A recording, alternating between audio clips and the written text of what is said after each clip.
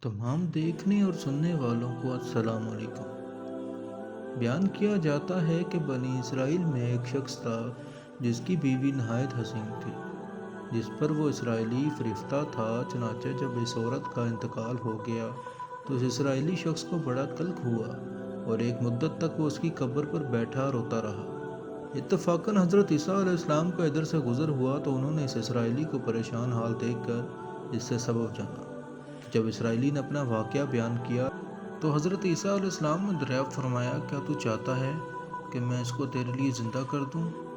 उसने अर्ज़ किया कि हाँ हजूर, मैं यही चाहता हूँ। चनाचे जब हज़रत ईसा अलैहिस्सलाम ने इस कब्र के मुर्दे को आवाज़ दी तो कब्र से एक हबशी गुलाम, जिसके नाक के नथनों, आँखों और जिस्म के दूसरे सुराखों से आग की लपटें उठ रही थी, हज़रत ईसा अलैहिस्सलाम को देखते गुलाम ने कलमा पढ़ा।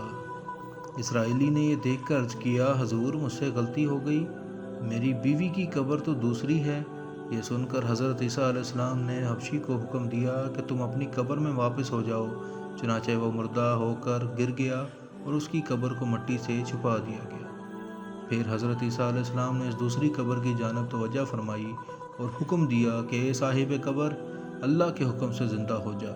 चनाचे कब्र फटी और उससे एक औरत सर से गर्द झाड़ती हुई बाहर आ गई, जिसको देखकर इसराइली बोला कि या अल्लाह, मेरी बीवी यही है। फिर हज़रत ईसा अलैहिस्सलाम के हुक्म से वो इसराइली अपनी बीवी को हमरा लेके वापस होने लगा, मगर अरसे से जागा हुआ था, इसलिए इस पर नींद का गलबा हो गया और इसने बीवी से कहा कि तेरी कब्र पर गिरिया वजारी और बेदारी ने मुझे हलाक कर दिया है, इसलिए मैं चाहता हूँ कि कुछ देर आराम कर। बीवी कहने लगी कि हाँ, आप आराम कर लीजिए। चनाचे वो इसराइली बीवी के जानों पर सर रखकर सो गया। इतने में एक घोड़े पर सवार एक शहजादे का इधर से गुजर हुआ, जो अपने ज़माने का यकता हसीन था, जिसको देखकर शहजादी इस पर फरीफ्ता हो गई और इसका दिल काबू में न रहा। इसने सर जानों से नीचे रखा और फर्त मोहब्बत और गलबा इश्क से मजबूर होकर शहजादे के सामने जा खड़ी हुई।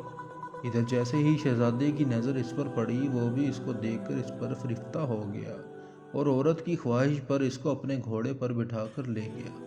चनाचे इसके शोहर ने बेदार होकर जब अपनी बीवी को न पाया तो नहायत ही परेशान हुआ और उसके मिलने की तदबीर सोचने लगा। सोचते सोचते आखिर इसने निशाने कदम पर चलकर अपनी बीवी को तलाश कर लिया, जो शहजादे के पास पहुंच चुकी थी। इसको देखकर इसराइली ने शहजादे से अर्ज़ किया कि ये मेरी बीवी है, आप इसको छोड़ दीजिए। अभी शहजादा कुछ कहने भी ना पाया था कि इस औरत ने कहा, मैं तेरी बीवी नहीं बल्कि शहजादे की लौंडी हूँ। ये सुनकर शहजादा इसराइली से कहने लगा, मुझसे मेरी लौंडी को लेना चाहते हो? उसने कहा, खुदा की कसम, ये मेरी बीवी है, जिसको मेरे सरदार हज़रत ईसा अलैहिस्सलाम ने मरने के बाद मेरे लिए ज़िंदा किया है। अभी ये गुफ्तगू हो रही थी कि इत्तफाकन हज़रत ईसा अलैहिस्सलाम वहाँ तशरीफ़ ले आए, जिनको देखकर इसराइली कहने लगा, या अल्लाह, क्या ये मेरी वो बीवी नहीं है जिसको आपने मेरे लिए ज़िंदा किया है? हज़रत ईसा अलैहिस्सलाम ने फरमाया कि हाँ, ये वही है। ये सुनकर औरत कहने लगी कि या अल्लाह, ये शख्स झूठा है, मैं शहजादे की लौंडी हूँ। हज़रत ईसा अलैहिस्सलाम ने फरमाया, क्या तू वो औरत नहीं जिसको मैंने अल्लाह के हुक्म से ज़िंदा किया है? औरत ने कहा, या अल्लाह, वा खुदा, मैं वो नहीं हूँ।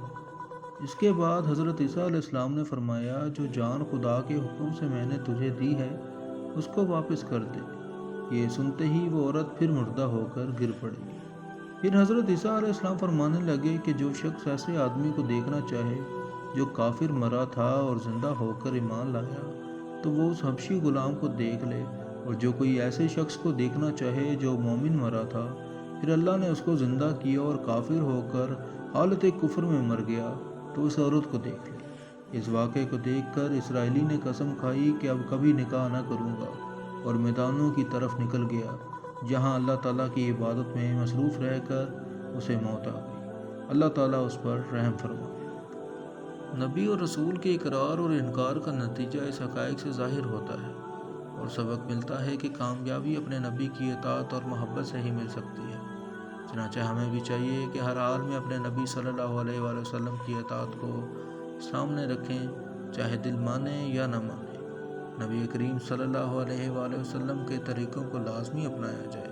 اللہ تعالیٰ اس واقعے سے سبق حاصل کر کے عمل کرنے کی توفیق عطا فرمائے۔ آمین یا رب العالمین۔